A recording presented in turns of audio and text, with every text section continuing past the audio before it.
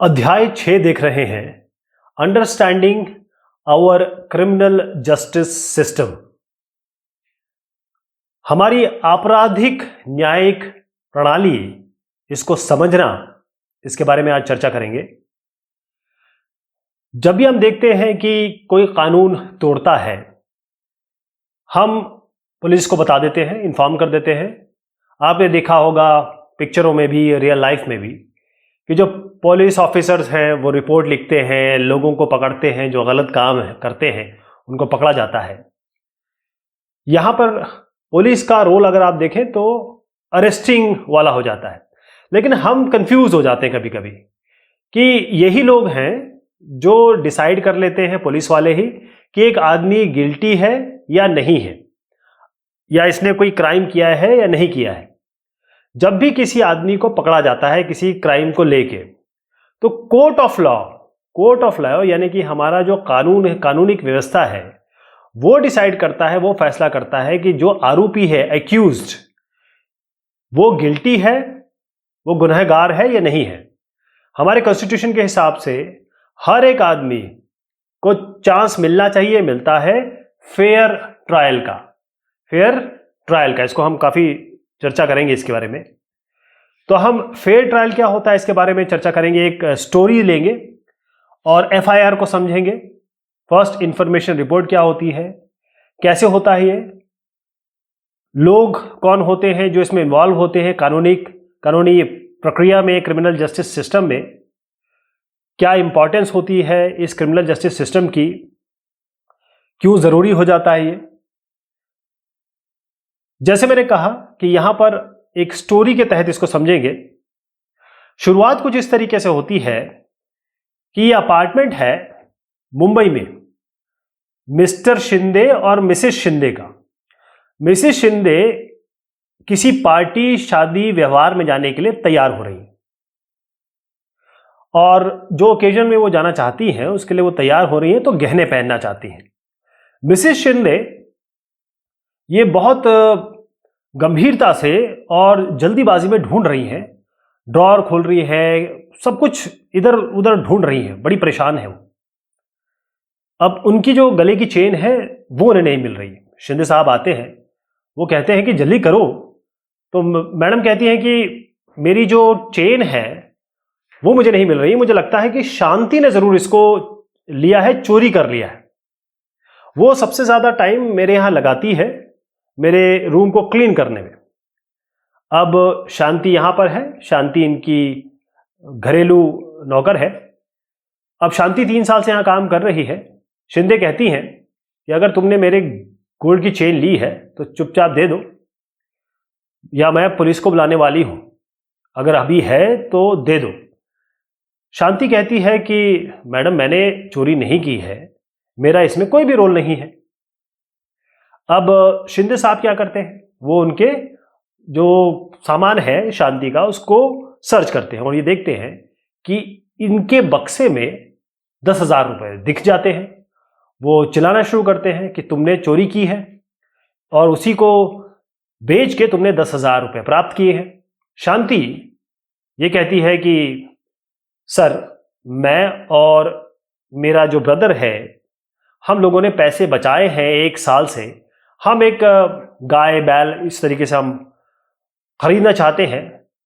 तो मैडम मैं इनोसेंट हूं, मैं गुनहगार नहीं हूं, मैंने कुछ नहीं किया।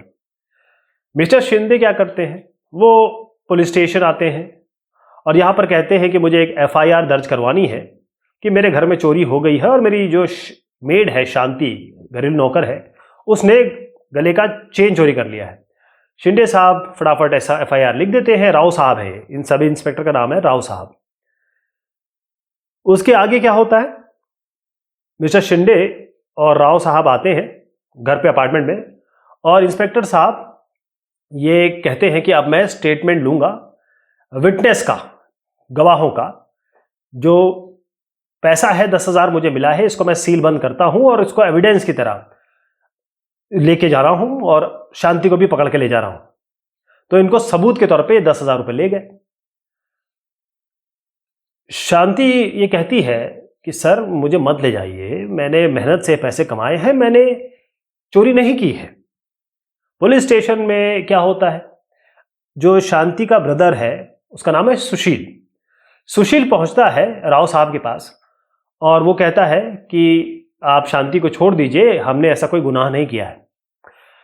लेकिन राव साहब कुछ और करते हैं, वो डांट डपट करते हैं इस सुशील के साथ भी और गुस्सा करते हैं और वो कहते हैं कि उसको पकड़ा है, चोरी की है उसने, और वो इसको सुशील को पकड़ के भी जेल में डाल देते हैं। यानी अब देखिए, सुशील को 2 दिन तक रखा जाता है, मारा जाता है, पीटा जाता है पुलिस कांस्टेबल द्वारा।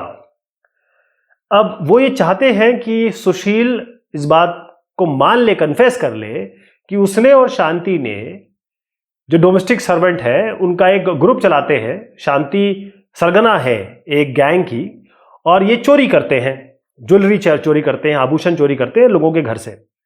और भी कंप्लेंट आ रही है, बहुत सारी कंप्लेंट आई है शिंदे साहब के आसपास के घरों से।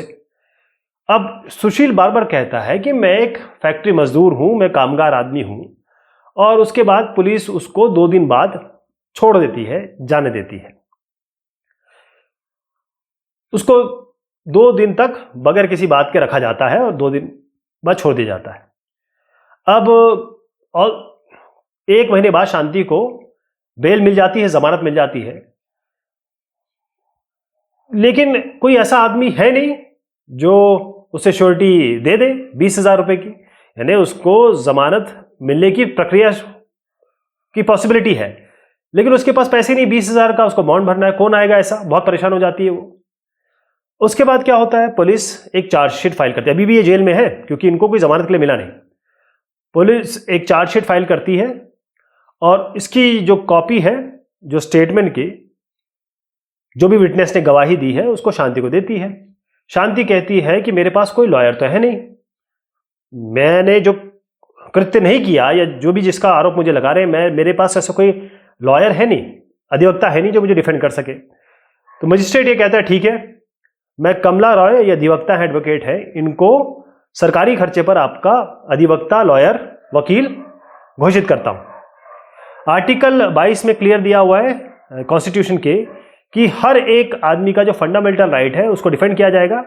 आर्टिकल 39A इसमें दिया गया है कि अगर किसी के पास लॉयर रखने की या फिर उसको हायर करने की पैसे नहीं है, डिसेबिलिटी है या कोई पॉवर्टी है, गरीबी है, तो उसको सरकार एक वकील देगी। अब यहां पर कोर्ट की बात शुरू होती है, यहां से कहानी शुरू होती है कोर्ट की। वहां तक आप समझ गए। इसके बाद कोर्ट की बात शुरू होती है, क्योंकि अब हमारे पास एक लॉयर है, कमला रॉय। ये मिलती है इनसे, एडवोकेट रॉय, और पूछती हैं, बातचीत करती हैं। शांति कहती है कि ये मेरे पेपर हैं और मुझे चोरी का मुझ पे इल्जाम लगा है गलत तरीके से कि मैंने चेन चुराई है। वो ये भी कहती है कि 10,000 रुपये जो मेरे बक्से में, संदूक में पाए गए, वो मेरे पैसे हैं और हमने दोनों भाई बहनों ने इसको सेव किया था। बाकायदा डेट भी चल रही है यहां पर, ऊपर देखिएगा।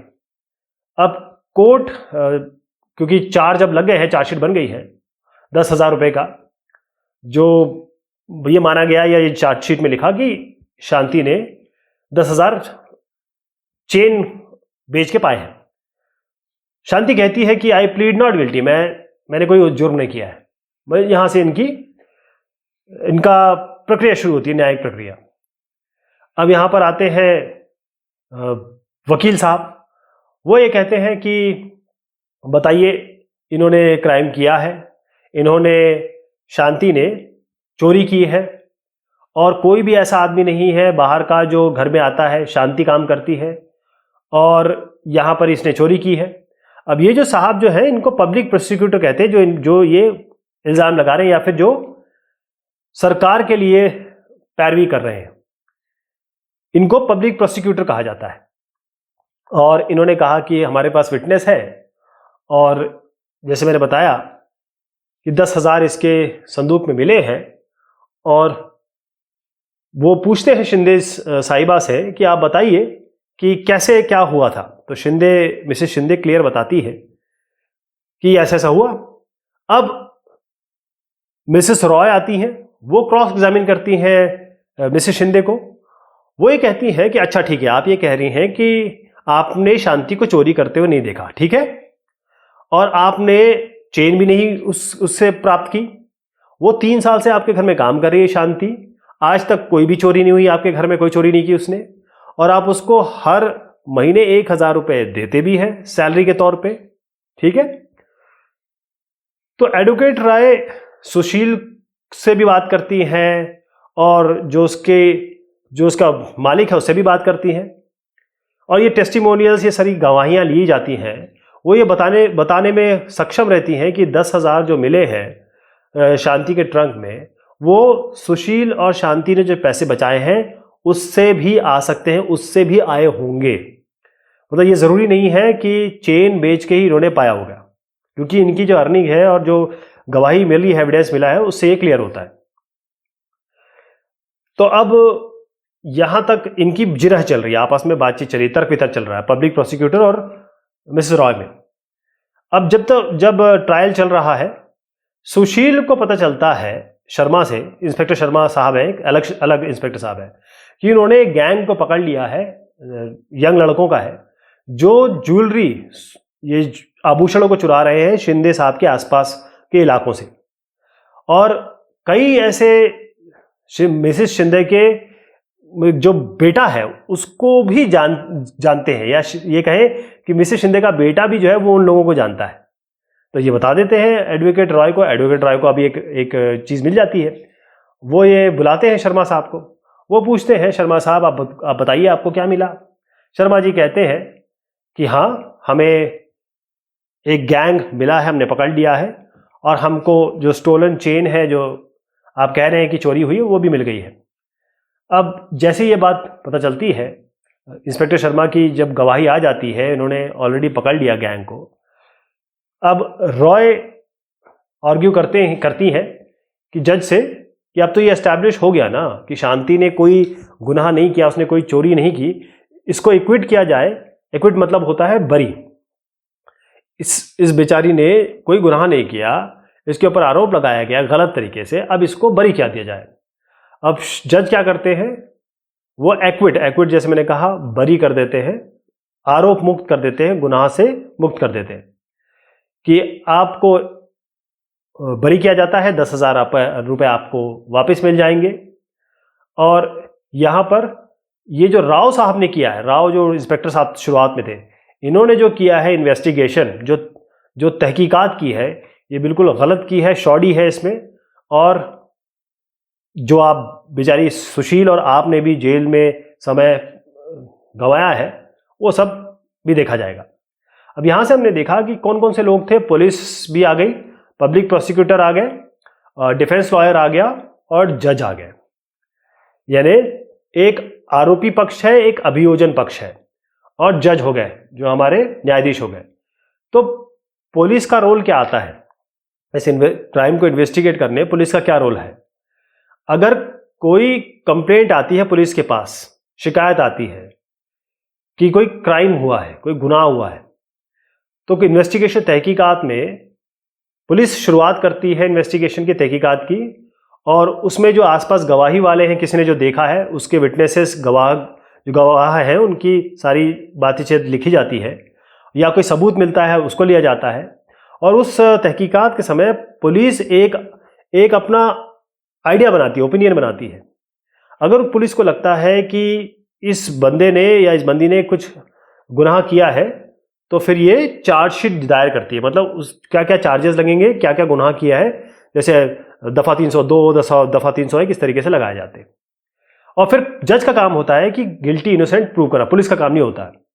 हमने जब देखा कि कानून का जो शासन, जब हम पहले बात कर रहे थे, तो पुलिस इन्वेस्टिगेशन हमेशा ऐसे करनी चाहिए, ऐसी करनी होगी, लॉ के, कानून के तहत हो, और ह्यूमन राइट, मानव अधिकार का पूरी रिस्पेक्ट दी जाए।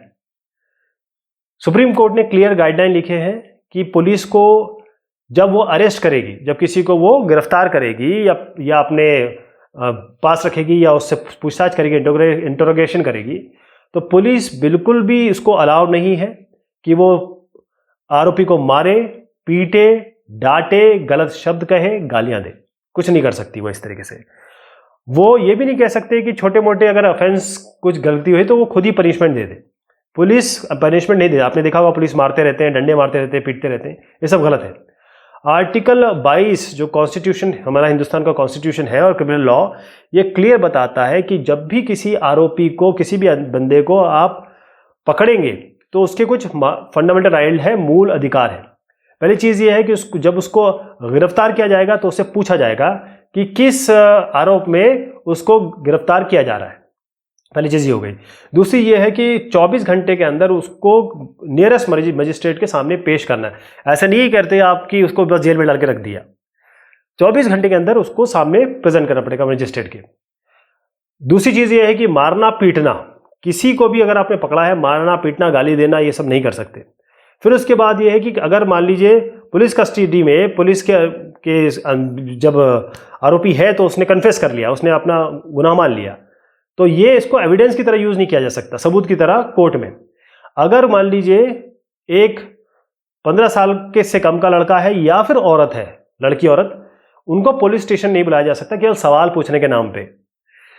तो सुप्रीम कोर्ट ने बिल्कुल क्लियर रूल रेगुलेशन, नियम कानून बना रखे हैं कि पुलिस या और भी जैसे एजेंसीज है, सीबीआई हो गई, सीआईडी हो गई, जितनी भी एजेंसीज है, एनएसए हो गया, जब वो किसी को पकड़ेंगे, रखेंगे या बातचीत करेंगे, इंटरोगेट करेंगे, तो एक डीके बसु गाइडलाइंस है, पुलिस को ये फॉलो करना पड़ेगा। डीके बसु ने इस क्लियर उनकी सिफारिशों में बताया है कि जो पुलिस पकड़ने आएगा, पुलिस उसके बिल्ला लगा होगा, नाम लगा होगा, वो अपने ड्रेस में आएगा, मतलब उसको पहचाना जा सके। दूसरा ये है कि एक अरेस्ट वारंट होगा, एक कागज़ होगा, उसमें टाइम और डेट लिखा होगा और क्लियरली इसमें लिखा होगा कि भाई कि, और फैमिली मेंबर का एक विटनेस लिया जाएगा कि अरेस्ट मेमो, जो अरेस्ट जो हो रहा है वो साइन करेगा। जिसको पकड़ा गया है, जिसको डिटेन किया गया है या जिससे पूछताछ चल रही है, वो अपने रिलेटिव या फ्रेंड या दोस्त या उसके वेलविशर को बता सकता है, बताएगा, उसके पास पूरा राइट है। अब अगर कोई भी वहां पर नहीं है मान लीजिए, तो ये हो सकता है कि 8 से 12 घंटे के अंदर पुलिस का ये काम है कि वो उनके रिश्तेदारों या जो सगे संबंधी है उनको बताए। जो फर्स्ट इंफॉर्मेशन रिपोर्ट है उसे एफआईआर कहते हैं। एफआईआर, यहां पर जब एफआईआर पुलिस दर्ज करती है वहां से इन्वेस्टिगेशन शुरू होता है। इसका मतलब यह है कि एक कंप्लेंट की तरह समझ लीजिए आप। ये अलग अलग फॉर्मेट आप देख रहे हैं, कागज देख रहे हैं कि उसमें एफआईआर जो प्रथम जानकारी रिपोर्ट है, लॉ बोलता है कि ये बहुत कंपलसरी हो जाता है, ज़रूरी हो जाता है कि ऑफिसर जो इंचार्ज है वो एफआईआर दर्ज करे।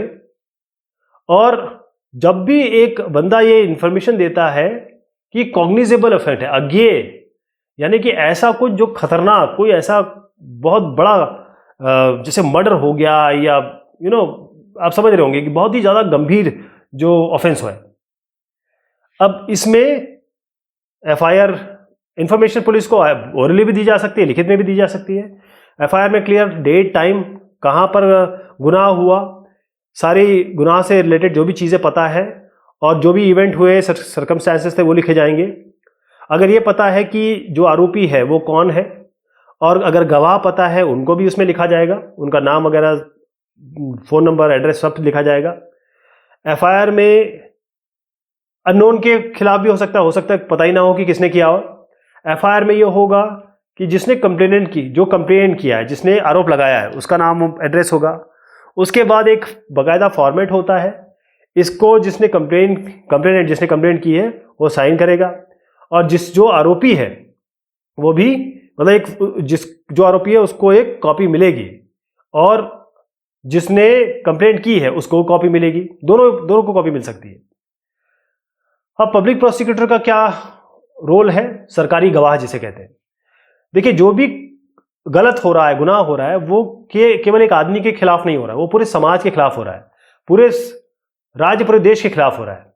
तो अगर हमने, जो मैं पहले बता रहा था आपको, जब सुधा को जलाया गया था, मारा गया था डॉरी के लिए, तो सुप्रीम कोर्ट ने जब ये चर्चा हुई वहां पर, जब केस चला, तो इसको हम कहते हैं, जो केस था वो ये नहीं था कि एक्स वर्सेस वाई, वो था कि state, Delhi administration versus Laxman Kumar and others. Laxman Kumar ने गुनाह किया है, लेकिन उसने पूरे स्टेट के खिलाफ किया है, पूरे दिल्ली के खिलाफ किया है, पूरे समाज के खिलाफ किया है, इसलिए यहां पर दूसरे बंदे का नाम नहीं है, वो स्टेट के खिलाफ है। इसी तरीके से जब यहां पर ये जो हमारा केस चल रहा है उसमें स्टेट और शांति हेम्ब्राम, शांति जो घरेलू नौकर है उसका नाम है। यहां पर मिसेस शांति वर्सेस शांति हेम्ब्राम नहीं है, मिसेस शांति और हेम्ब्राम के बीच में नहीं है, इसलिए इसका नाम अलग रखा है, स्टेट के खिलाफ है। अब पब्लिक प्रोसिक्यूटर जो है वो स्टेट मतलब समाज के लिए खड़े होते हैं। इनका काम ये है कि जो पुलिस ने इन्वेस्टिगेशन किया है और जो चार्जशीट पुलिस ने फाइल की है उसके पहले सरकारी वकील का कोई काम नहीं होता है, उसके बाद शुरू होता है प्रोसिक्यूटर का काम, अटॉर्नी का काम या कहे वकील का काम। क्योंकि ये कोर्ट के ऑफिसर है, उसकी ये बिल्कुल ड्यूटी है कि निष्पक्ष तौर पे इम्पार्शली वो चीज़ों को समझे, प्रेजेंट करे, सबूत हो चाहे गवाह हो, ताकि कोर्ट डिसाइड करे, जज डिसाइड करे कि कौन कि गुनाहगार है कौन नहीं है। अब जज का क्या रोल आता है? जज मतलब जज एक अंपायर का काम करता है, न्यायाधीश। अगर मान लीजिए क्रिकेट का गेम चल रहा है और नो बॉल है, वाइड बॉल है या कैच हुआ है, तो अंपायर डिसाइड करता है कि हाँ ये ऐसा है, सबको मानना पड़ता है। तो जज क्या करता है, वो केवल सबूत और गवाह के बयान, मतलब केवल ऐसा नहीं कि उसकी कुछ बायसिंग होती है, वो केवल रिजल्ट जो फैसला देता है वो विटनेस और सबूत पे देता है। अब फेयर ट्रायल क्या होता है, जिसे कहते हैं निष्पक्ष, फेयर, बिल्कुल क्लियर, इसमें कोई बायसिंग ना हो। अब अगर मान लीजिए जो शांति की बात मैं कर रहा था, अब जज मान लीजिए जज को कोई जानता, शांति जानती या मिसेस शिंदे जानती, वो उनके रिश्तेदार होते, तब क्या होता? ये हो सकता है कि किसी सीक्रेट लोकेशन में काम चल रहा होता, सबके सामने नहीं हो रहा है। अगर ये सब चीजें हो रही होती, अगर मान लीजिए मिसेस शिंदे जान रही होती जज को, तो हो सकता फैसला गलत आ सकता था, अलग आ सकता था।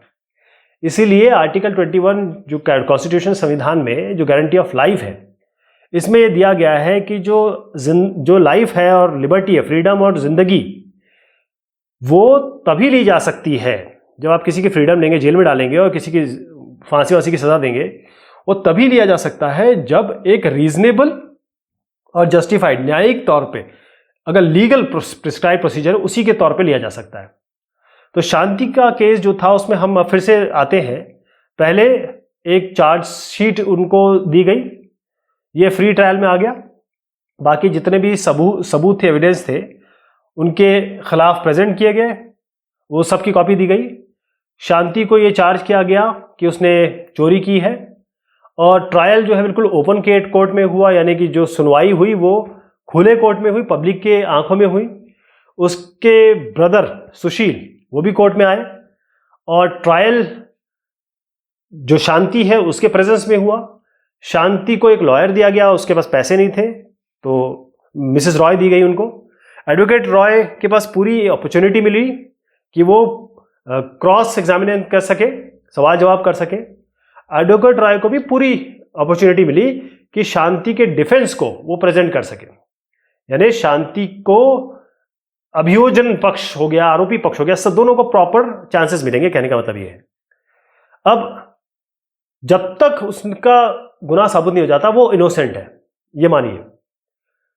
ये प्रोसिक्यूशन की रिस्पॉन्सिबिलिटी है, अभियोजन पक्ष की, कि वो डिसाइड करे और वो कोशिश करे कि उस आरोपी सिद्ध कर दे शांति को। चीजें होती हैं केवल सबूत के आधार पे। जज का बिहेवियर होगा बिल्कुल इम्पार्शियल, ना इधर ना उधर, कोई बायसिंग नहीं। शांति को के बारे में पता चल गया कि इसने कोई गलत काम नहीं किया है, इम्पार्शियल तरीके से, निष्पक्ष तरीके से उसकी सुनवाई हुई, और कोई और गैंग था जिसने चुराया था। हमें देखा कि निष्पक्षता से शांति को बरी किया गया, इसको फेयर ट्रायल मिली, निष्पक्ष ट्रायल मिली। जो कॉन्स्टिट्यूशन, हमारा संविधान और कानून दोनों ही हमने देखा यहां पे कि अपना रोल प्रॉपरली उसने किया, कानून और न्यायिक प्रक्रिया ने अपना काम किया। इसका मतलब ये है कि ये दोनों संस्थाएं इस तरीके से काम करती हैं कि कोई भी सिटीजन हो, चाहे किसी भी क्लास, कास्ट, जेंडर, रिलीजन या बैकग्राउंड से आता हो, हर एक आदमी जो आरोपी है उसको फेयर ट्रायल मिलना चाहिए, उसको निष्पक्ष सुनवाई का मौका मिलना चाहिए। कानून का शासन ये कहता है। यहां पर कुछ शब्द है। एक्यूज का मतलब होता है आरोपी, जिसपे आरोप लगा है, जिसको किसी गुनाह के लिए कोर्ट में, न्यायालय में जिसकी पेशी होनी है। कॉग्निजेबल, अब ये इंपॉर्टेंट है। कॉग्निजेबल मतलब संज्ञेय कहते हैं इसको। कोर्ट के बगैर भी पुलिस जो है पर्सन को अरेस्ट कर सकती है। क्रॉस एग्जामिनिंग, एक सवाल पूछना, एक क्रॉस सवाल पूछना, यानी सवाल जवाब की जो प्रक्रिया है, दोनों पक्ष एक दूसरे से सवाल पूछते हैं। डिटेंशन का मतलब यह होता है कि आप कस्टडी में रख लें, पुलिस की कस्टडी में इलीगली, डिटेंशन। इलीगल को डिटेंशन कहते हैं। इंपार्शियल मतलब होता है कोई बायस नहीं, कोई भेदभाव नहीं, दोनों पार्टी बराबर। ऑफेंस मतलब ये होता है कि कोई गुनाह, इसका मतलब गुनाह, क्राइम। लॉ कहता है कि ये क्राइम है, ऑफेंस है। To be charge of a crime, इसका मतलब ये होता है कि ट्रायल जज इन्फॉर्मिंग टू द अक्यूज्ड, यानी अक्यूज को बताती है कि आपने ये काम किया, ये ऑफेंस किया है, गलती की है, इसके लिए आप इसके कानूनी प्रक्रिया के तहत है। विटनेस मतलब होता है गवाह, जिसने कुछ देखा हो या कुछ इस बारे में वो जानता हो, जो इस केस में कुछ प्रकाश डाल सकता हो। तो ये बात हुई इस चैप्टर की। बहुत शुक्रिया, बहुत मेहरबानी आप सभी की।